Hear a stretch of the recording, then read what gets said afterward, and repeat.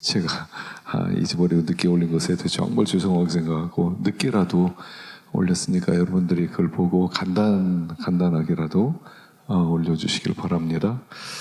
이번 시간에는 그 목회와 신방에 대해서 생각을 하려고 그러는데, 제가 이거를 주제로 잡아도 될까 하는 것에 대해서 고민을 많이 했어요. 왜냐하면 요즘 신방을 안 하는 그런 목사님들 많아지고, 또 현대 교회 추세가, 또 목회 추세가 신방을 기피하는 그런 쪽으로 흘러가고 있기 때문에, 과연 이 신방과 목회에 대해서 한 시간짜리로 이렇게 한 강좌가 될 만할까 해서 고민을 많이 했는데, 사실 저 같은 생각을 가지고 있는 사람들이 혹 있을 것 같아서, 그래도 이 부분은 짚고 넘어가는 게 좋겠다 싶어서 한 강좌를 준비했습니다. 그래서 이 시간에는 그 목회와 신방 또는 목회 신방론에 대해서 한번 살펴보고 여러분들의 주의를 다시 한번 환기시키는 그런 기회가 되었으면 좋겠습니다. 이 신방의 개념은, 다시 말하면 이 목회는 영혼에 돌보는 거죠. 제가 마지막 시간에는 조나단 에드워즈의 책 중에서 목사는 성도들의 영혼 지킴이라고 하는 그런 책을 소개를 하는 시간을 가지려고 그러는데, 한마디로 영혼을 돌보는 거죠. 뭐 라틴어로 이런 얘기도 있고 독일어도 있고 뭐 헬라어, 히브리어 다 있지만, 한마디로 얘기하면 신방이라는 것은 목회자가 교인들의 영혼을 돌아보고 건전한 상태로 이끄는 과정, 또 돌보고 보살피는 일, 목회 본질이 돌봄과 보살핌이라면 신방은 목회의 아주 굉장히 필수 불가결한 요소라고 볼 수 있죠. 목회는 목자와 양의 관계를 이야기합니다. 목양이라고도 합니다. 그래서 그들을 잘 성장할 수 있도록 도와주고, 그들을 믿음으로 살 수 있도록 이렇게 점검해주는, 그게 목회라고 한다면, 이 신방이라는 것은 어떤 면에서 굉장히 중요한 부분이라고 생각합니다. 뭐 이렇게까지 비약해서 설명할 필요는 없겠지만, 신방이 약해짐에 따라 교인의 변화도 약해질 수 있다라고까지 생각할 수 있죠. 그래서 목회에 있어서 신방이라는 것은 아주 굉장히 중요한 요소라고 여러분들이 첫째는 생각을 해주면 좋겠어요. 왜냐하면 제가 한 20년 동안 목회하면서 사실 대부분의 봄 신방, 가을 신방 이렇게 하는데, 저는 봄 신방, 가을 신방을 제가 목회 초년생에 좀 하다가 그 다음부터는 그런 신방을 별로 안 했거든요. 왜냐하면 성도들이 신방 안 하더라도 내가 말씀을 잘 전하면 은혜 받고 그들이 스스로 변화될 것이고 스스로 성숙할 것이다 라고 생각하고, 신방을 요청하는 그런 가정에 한해서만 신방을 했는데, 이렇게 돌아보니까 그게 굉장히 큰 실수였다 하는 것을 제가 알게 되었습니다. 그래서 이제 신방을 좀 더 또 열심히 부지런히 좀 철저하게 해야 되겠다는 생각을 가지게 되었습니다. 신방은 하나님이 시작한 거죠. 창세기에 보면 아담과 하와에게 하나님이 신방을 하세요. 그들이 그날 바람이 불 때 동산에 거니시는 여호와 하나님의 소리를 듣고 아담과 그의 아내가 여호와 하나님의 낯을 피하여 동산 나무 사이에 숨은지라. 여호와 하나님이 아담을 부르시며 그에게 이르되 내가 어디 있느냐. 파카드, 이게 방문하다는 거죠. 하나님이 에덴 동산이라는 교회에 교인으로서 아담과 하와에게 방문하시고 신방하셨다는 사실입니다. 이건 신방입니다. 책망하고 꾸짖기 위해서 찾아오셨다기보다 신방하는 거죠. 그래서 처음엔 이들이 아담과 하와가 범죄한 이후, 선악과를 먹은 이후에만 찾아오신 게 아니라 줄곧 자주자주 교제하고 찾아오셨다는 것을 알 수가 있죠. 그래서 하나님은 아담과 하와에게 신방을 하셨어요. 또한 예수님께서 세상에 오신 것은 신방하기 위한 거죠. 자기 땅에 오매 자기 백성이 영접하지 아니했다. 직접 이 땅에 신방을 오셨어요. 죄인을 만나시고 또 죄인과 교제하시기 위해서 또 그 죄인들을 구원하기 위해서 오셨죠. 그래서 예수님은 자신을 만나지 않고 자신과 교제하지 않는 자에게 구원을 베푸신 적이 없죠. 이런 점에서 예수님께서 하나님의 아들이시며 구원자이심을 알고 인정하는 것만으로 구원의 필요 충분 조건을 만족시킬 수는 없다는 거예요. 왜냐하면 그런 지식은 귀신들도 할 수 있는 것이기 때문이죠. 그분과 교제하는 거죠. 만나는 겁니다. 신앙은 그분과 사귐이라고 표현을 하죠. 그래서 교회, 예배, 교육, 선교, 친교, 봉사 뭐 여러 가지 기능인데 그 중에 하나가 교제예요. 그래서 뭐 교제를 몇 가지로 나눠보면 뭐 영적인 교제도 있고 또 사회적인 교제도 있고 물질적인 교제도 있지만 사실은 하나님과의 교제가 참 중요합니다. 교회는 진리의 복음을 배우고 가르치기는 곳이기도 하지만 동시에 진리신 그리스도를 인격적으로 만나고 교제하는 곳이죠. 그래서 성도가 교회 머리이신 그리스도를 만나서 교제할 때 혼자가 아닌 그분 안에서 다른 모든 지체들과 함께 만나서 교제하기 때문에 교회는 언제나 공동체를 의미할 수밖에 없다는 겁니다. 그래서 교제하는 거예요. 신앙은 홀로 있는 곳에 나타나는 게 아니라 함께 있는 곳. 그래서 성경의 명령은 하나 아닙니까? 하나님을 사랑하고 네 이웃을 사랑하라. 그 사랑이라고 하는 것 속에는 이미 교제라는 단어가 들어가 있죠. 교제하는 겁니다. 사랑하면 교제하기도 있죠. 사랑하는데 교제 안 하는 사랑이 있나요? 사랑하면 교제하는 겁니다. 그래서 주님과 교제하는 거예요. 신앙은 교제하는 거예요. 살아있는 관계란 뜻입니다. 신앙이 종교화되는 것은 뭐냐면 교제가 없어지는 거예요. 지식만 남는 거죠. 이론만 남게 되면 그건 진정한 의미의 교제라고 할 수 없죠. 그래서 주님을 만나서 교제하듯이 목회자가 우리 양들을 하나하나를 만나서 교제할 수 있어야 되죠. 그래서 제일 건강한 공동체는 담임 목사와 양과의 관계가 1:1의 관계가 될 수 있는 그 한계가 건강한 목회가 아닐까 하는 생각을 저 나름대로 가져봅니다. 그 양과의 1:1의 관계를 갖지 못하는 상태에서 그냥 어떻게 바른 말씀을 전할 수 있겠어요? 그렇기 때문에 바른 말씀을 전하려면 양의 상태를 알아야 돼요. 청중의 상태, 내가 목양하는 사람들의 그런 아픔들, 그런 고민들, 그런 염려들, 이런 것들이 말씀을 통해서 나타나야겠죠. 뭐 물론 다 알아야 그럼 설교를 할 수 있는 거냐? 꼭 그런 건 아니죠. 그럼에도 불구하고 목양한다는 것은 양들을 알아야 된다 하는 것입니다. 그래서 예수님께서는 공생애 동안에 사람들이 많이 모일 수 있는 공중 장소에서뿐 아니라 뭐 세리 레위의 집이나 마르다 마리의 집이나 또는 베드로의 집이나 하여간 개인의 가정집에서 그런 교제를 하셨다는 것입니다. 부활 승천하신 후에도 주님께서는 가정으로 찾아오셔요. 신자들의 가정집에 직접 오셔서 그들과 교제하고 또 복음으로 그들을 가르치셨다 하는 사실입니다. 자, 그러면 우리 종교개혁 때는 어떻게 신방을 생각했느냐? 자, 중세는 교구 사제들의 주요 임무 중에 하나가 신방이었는데 거의 수행되지 않은 유명무실한 임무였죠. 교구 사제들이 자신의 임무를 잘 수행하는지 감독하는 일이 또 주교의 주요 업무였습니다. 그러니까 이 신방은 감독이 먼저 목사를 신방하는 거였다는 얘기죠. 쉽게 얘기하면.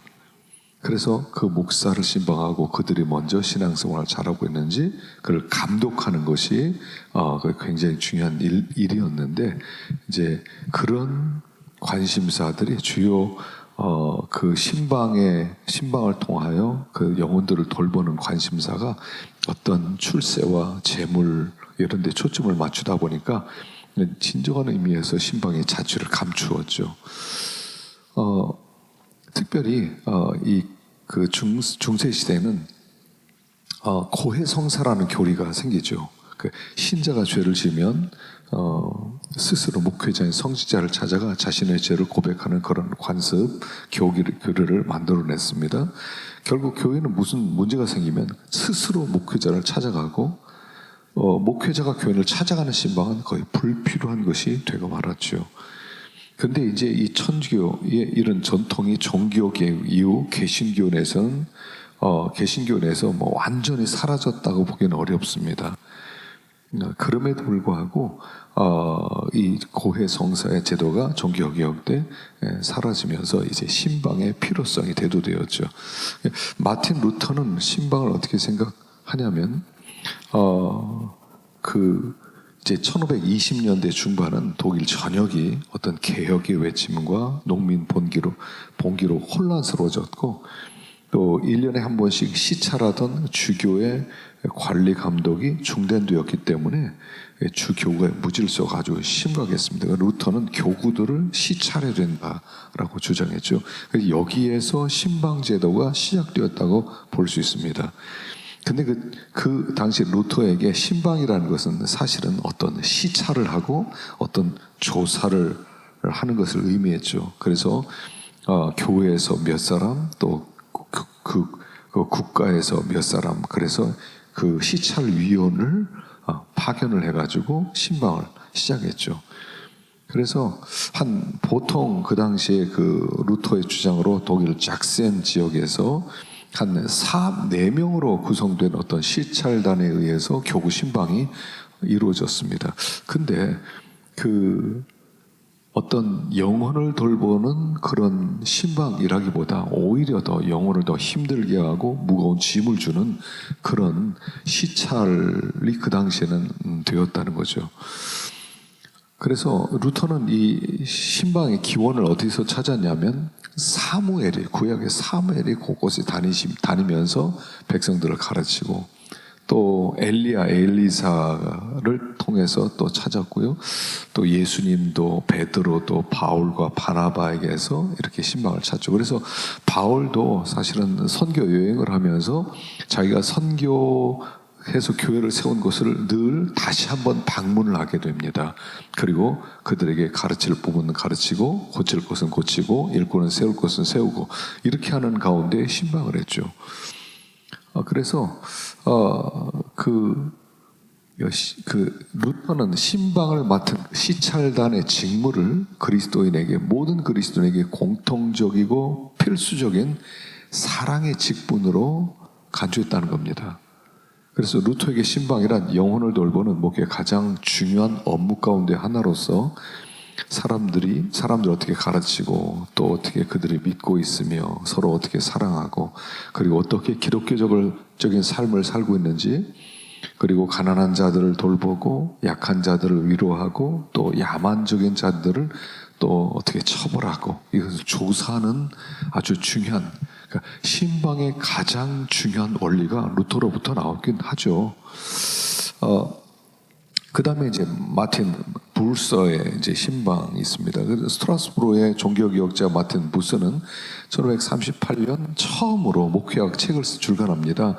참된 목회에 관하여라고 하는 그런 책을 냅니다. 그래서 그 루터와 무서의 차이점은 뭐냐면, 루터는 그 시찰위원을 교회와 국가가 반씩 추천하고 뽑아서 신방을 했는데 부서는 이 그러니까 신방이라고 하는 것은 영혼의 상태를 살피는 아주 중요한 일이기 때문에 이건 목회자에게만 있다는 거예요. 국가에서 어떤 사람을 시찰을 뽑을 수 없다라고 생각했다는 거죠. 그래서 그 부서는 이렇게 얘기했어요. 사도행전 20장 20절에 유익한 것은 무엇이든지 공중 앞에서나 각 집에서나 거리낌이 없이 여러분에게 전하고 가르치고 유대인들과 헬라인들에게 하나님께 대한 회개와 우리 주 예수 그리스도에 대한 믿음을 증언한 것이다. 그래서 영혼을 돌보는 그 목회자, 그러니까 영혼을 돌보는 장로에게 이 신방의 권리가 있다고 가르쳤어요. 그러니까 이제 이 부분이 아주 중요한 건데요. 여기 장로들에게 신방의 권리가 있다는 거예요. 그러니까 장로는 두 종류의 장로가 있죠. 하나는 말씀을 가르치기도 하고 다스리는 장로인 목회자, 그리고 장로, 교인의 대표자로 세워진 이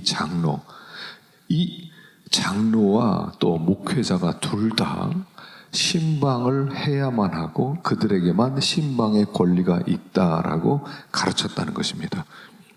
이게 이제 켈빈에 가서 더 정확하게 이렇게 주어지고요. 이게 오늘 우리가 지켜야 될 신방의 가장 중요한 원리라는 겁니다. 그래서 이제 결론 부분에서 또 그렇게 말씀을 드리겠지만 이 신방이라고 하는 것은 장로들에게만 주어진 특별한 그 권리다 하는 것이 부서의 신방에 대한 그 이론이었다는 겁니다. 그래서 그리스도의 가르침이 그냥 교회 안에 공적인 예배나 설교에만 제한되어서는 안 된다고 생각했어요. 그래서 우리가 이제 말씀을 가르치면서 우리들은 교인들을 살필 기회가 교회에서 있죠.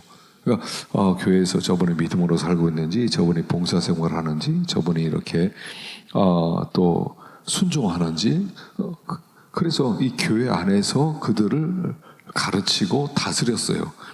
그런데 이 무서는 교인의 집을 가가호호 방문하는 신방이 필수적이라고 생각했습니다.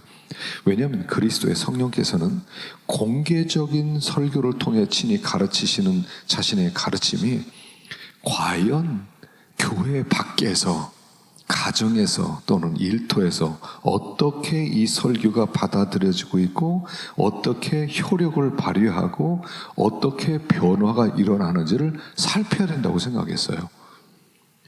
그래서 그 성령께서 교회를 바르게 가르치시기를 교회 안에서도 바르게 그 배우기를 원하지만 성령께서는 교회 참된 교사가 되셔서 그 모든 삶의 영역 속에서 그리스도인답도록 돕기를 원하는 분이라는 거예요.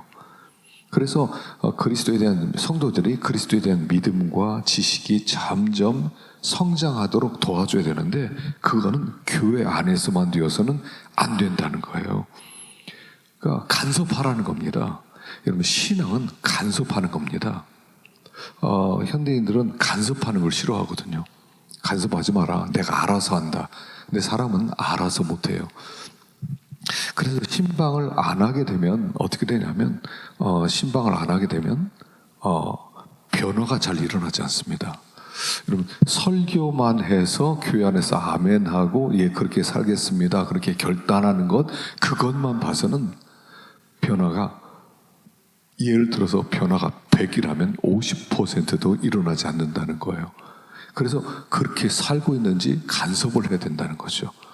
직접 찾아가서 또 권면하고 가르치고 어떤 때는 좀 이렇게 책망도 하고 그러는 가운데 그가 믿음으로 설 수 있도록 도와줘야 된다는 거예요. 그러니까 어떤 면에서 뭐 중세는 이런 게 통했는데 지금은 통할 수 있느냐. 그래서 사실은 지금은 거의 알아서거든요. 신앙생활을 알아서 하세요. 뭐 교회 안 나왔어요. 그러면 전화하면 정도 하고 왜 안 나왔습니까? 다음 주에 나오세요. 그런 정도인데, 그러나 이 중세는 그런 정도가 아니었다는 거죠. 그가 하나님의 말씀대로 정말로 순종하도록 도와주고 권면하고 어떤 때는 책망하고, 그래서 그가 바로 설 수 있도록 도와주었다 하는 것입니다. 존 칼빈의 신방도요, 사실은요, 이제 거의 부서와 같은 그런 입장이죠. 그래서 16세기 제네바에서 신방은 목회 아주 필수 사항이 됩니다. 그래서 제네바 교회법의 조사와 시찰 및 훈계를 위한 신방 규정을 그 목회자의 일상적 직무로 규정했다는 겁니다. 그 규정에 따르면 신방은 하나님의 말씀으로 위로하고 또 구원을 위한 권면과 가르침을 제공하는 거였다는 것입니다. 특별히 환자 신방을 아주 중요하게 여겼는데 투병 중에 있는 그런 사람들은 하나님의 말씀으로 그 정말로 위로받기를 원하는데 아무런 권면 없이 또는 가르침 없이 죽어간 일이 발생했을 때 이 신방이라는 것은 환자에게 아주 영적인 유익을 공급하는 중요한 거라고 생각했다는 것입니다. 그래서 만일 환자가 이렇게 몸이 병들었다 그러면 3일 이상 방치되지 않도록 환자의 병세가 악화되기 전에 반드시 신방을 요청하도록 만들었어요. 왜냐하면 병세가 너무 악화되면 어떤 위로도 무용해지기 때문이죠. 그래서 신실한 사람이라도 이렇게 아프면 마음이 약해지고 믿음도 약해지고, 그래서 이런 규정을 세워서 아주 특별히 환자 신방에 대해서는 아주 굉장히 중요하게 여기고, 또 그 삶의 영역이 교회만 있지 않고 이 가정에서도 또 이 직장에서도 사회에서도 하나님의 말씀대로 살 수 있도록 계속 권면했다 하는 것이 종교개혁자들의 어떤 신방 개념이었다 하는 것입니다. 자, 신방에 몇 가지 기능이 있죠. 신방에는 첫째는 어떤 치유와 위로의 기능이 있죠. 신자의 어떤 면에서 정체성을 회복시키는 거죠. 그래서 정체성을 회복시켜서 흔들리지 않도록 그의 마음의 아픈 부분들을 또 치유하고 또 위로하고, 그래서 구원의 확신을 가지게 하고 또 온전한 믿음의 삶을 갖도록 하는 기능이 있어요. 그래서 우리가 사실은 이런 부분이 참 많죠. 신방을 해서 권면해 주시면 권면하되 치유의 권면이 많죠. 그래서 마음의 치유가 일어나도록, 영적인 치유가 일어나도록, 그래서 말씀으로 위로하는 거죠. 또 여기 유지와 격려하는 겁니다. 어떤 그러니까 한마디로 말하면 유지와 격려라는 것은 회복을 얘기하는 거죠. 당장 회복하기 어려운 어떤 마음의 상태가 있으면, 어떤 큰 문제가 있을 때, 또는 이렇게 너무 큰 타격을 입었을 때 그런 상실한 마음을 회복시킬 수 있도록 이렇게 말씀은 약과 같은 거죠. 약을 바르면 낫는 것처럼 말씀으로 마음의 상처를 이렇게 어루만질 뿐 아니라 그로 하여금 다시 한번 그 건강한 믿음 상태를 유지할 수 있도록 돕는 행위라고 볼 수 있죠. 또 세 번째, 인도와 권면입니다. 신자의 그 어떤 행위와 또 어떤 사상 사이에서 선택하기 어려워 고민하는 어떤 문제가 있을 때 말씀으로 딱 믿음의 선택을 할 수 있도록 도와주는 거죠. 그래서 신자의 삶의 의미와 또 해야 될 일과 또 하나님이 기뻐하는 것을 우리가 보여주는 것입니다. 그래서 인도와 권면을 통해서요, 잘못된 부분들은 이때 고쳐주는 것도 있어요. 바로 잡아주고 고쳐주고, 그로 하여금 올바른 길을 갈 수 있도록 그로 하여금 권면해 주는 거죠. 또 화해와 응원을 하는 겁니다. 어떤 이 화해라는 것은 하나님과의 화해, 또는 이웃과의 관계가 화해될 수 있도록 돕는 거죠. 시험에 들면, 하나님께 시험 들면 하나님과 소원해집니다. 거리가 멀어집니다. 그래서 말씀으로 하나님과 화해해서 다시 주님 앞에 돌아오게 하고, 또 이웃과 또 이렇게 시험 들면 다 이 꼴 저 꼴 보기 싫다, 안 만나고 싶어 하는데 그들에게 화해할 수 있도록 그 마음을 부드럽게 해주는 겁니다. 이런 신앙은요, 마음이 부드러워져야 돼요. 신앙의 진리를 품고 있으면 결코 마음이 굳어질 수 없는 부분입니다. 그래서 마음을 부드럽게 하는 그런 일을 하는 게 신방이죠. 자, 신방의 비중이 줄어드는 이유는 이제 몇 가지가 있어요. 신방 받는 사람들이 신방의 필요성을 제대로 인식하지 못하기 때문에 그래요. 나 신방이 필요하다. 이 신방 나 꼭 받아야 되겠다. 이 필요성을 못 느껴요. 목사님 뭐 와서 말하나 마나 뭐 내가 다 알아서 할 수 있어. 이런 생각을 가지고 있는데 그래서 이런 부분들에 대해서 교육도 시켜주고 또 바르게 할 필요가 있다 하는 것입니다. 자, 조금 쉬었다 갑시다.